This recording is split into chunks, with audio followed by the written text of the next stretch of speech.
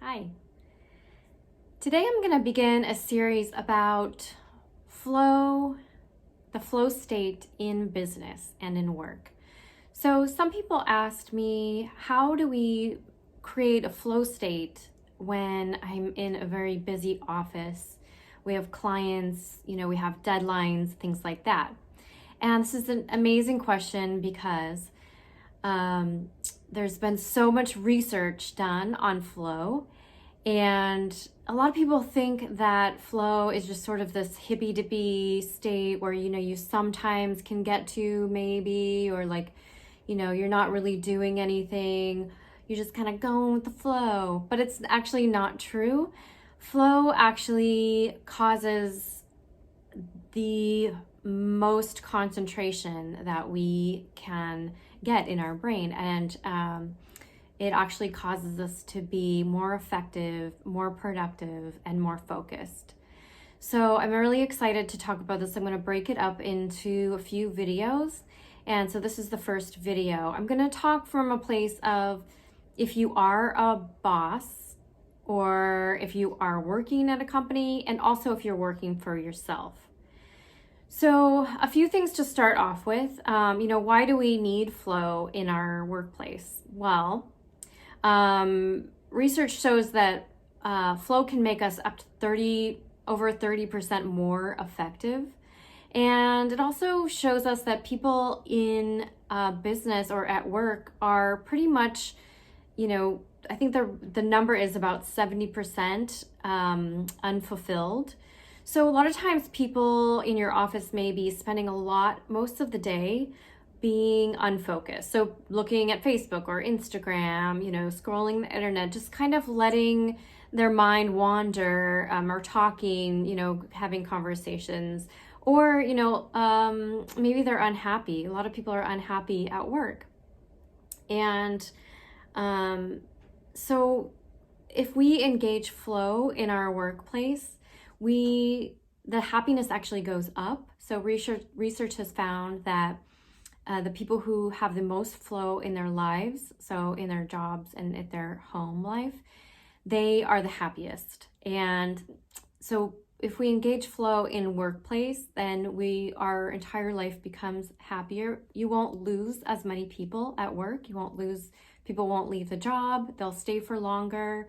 You'll keep your good people and they'll be more productive. So it's a win-win. So I cannot wait. I'm so excited about all of this flow research, and I can't wait to share it with you. So today I'm going to share a couple things about flow and how to bring them into your workplace. And the reason why we know this is because of the research and that we can implement flow triggers into our workplace. So the first one I want to talk about is setting goals or challenges. And like I said, a lot of people think that flow, is just kind of this dreamy state that you kind of occasionally get into, but flow actually needs somewhere to go. So flow actually needs a challenge. When we don't have a challenge, we tend to be sort of like aimless, wandering, our mind is wandering. But what we really need is a challenge and a really clear focus. So there are a few things that I'm going to talk about with these goals or challenges. So having a larger company goal or vision is great. And we want to, our company to be aware of that larger goal so they can flow with that as well. But in order for flow to work, we need to manage our expectations of the goals. So we need to cut these goals into bite-sized goals. It's important that we create these small enough goals so that we do not overwhelm people, so that people have a clear idea of what they're aiming for and clear boundaries. And we want to create this and agree upon this within the company and within the culture and make sure that everybody understands what the goal is. So this could be a goal for the month and then broken down into a goal for the week, a goal for the day, And maybe people are creating those goals themselves, or maybe you're helping them create those goals and managing that. In this video, I'm going to talk a lot about how people are different, and we really need to communicate with our employees and with our management and have an open communication. So a lot of times people, like I'm one of these people, but some people really need to resonate with the goal that they have, and on a deep level, so it motivates them. Everybody's motivated by different things, and everybody innately wants to grow. So keep this in mind. Everybody is motivated by growth. It's just human, the way we are as humans.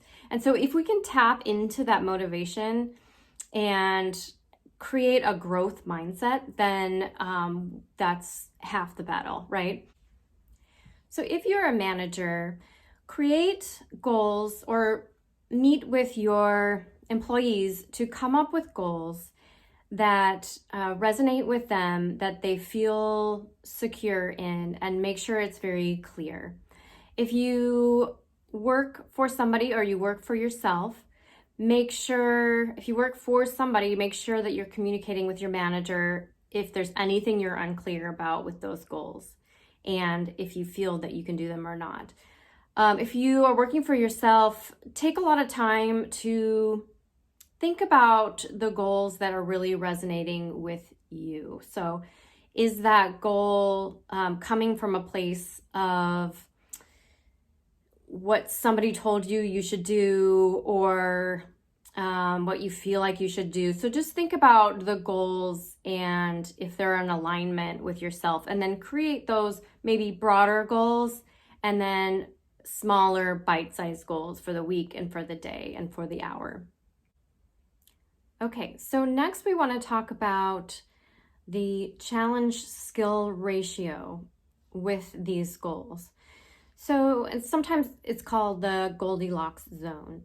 So what we want to develop with these goals is that they aren't too outside of this person's skill level, that they get frustrated.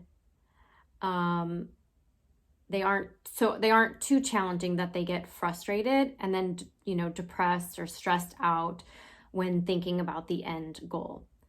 And they aren't too easy that they get bored and, distracted and want to leave. So to get into flow, you need to be in the zone where somebody has the skill, but they're challenged to go and push themselves a bit further. So that's where we want to be with these goals that we create. And we really want to develop this growth mindset. Like I said, everybody has this innate want to grow, to further themselves. And so we really want to create an environment in work where they are able to do that in some way. To get into flow, we need to not be, like I said, not be super focused on the outcome, but get into this state where you trust yourself and it's enjoyable and you are really focused. So, coming back to the idea of communicating with your employees, get to know your employees, and if you're a boss, get to know your employees and find out what excites them, what are the challenges that they need, and what are their skills. So everybody's different. Everybody has different skills, and everybody needs different challenges. If you're an employee, you might want to think about what excites you, what drives you. What about this project could turn into something fun, a fun learning experience for you? How can you challenge yourself? So it's really interesting because they found with flow, there are people who have the same exact boring job, but actually turn it into sort of a game for themselves. So if people are in like a factory, they'll push themselves to, exceed their past limit or change it up somehow so it works faster. and it becomes like a game for them. So think about what challenges you. And if you work for yourself, think about what drives you, and maybe what's holding you back with fear of following through with. Is your goal too big? Do you need to break down your goal into smaller chunks so that skill level isn't so high? You're not aiming so high, you're not getting overwhelmed. So think about if you need to break that goal down, or do you need to learn a new skill in order to go to the next level? So these are some things to think about. And in my next video, I'm going to talk about the next two things that we need to get into flow, which is feedback and time and concentration.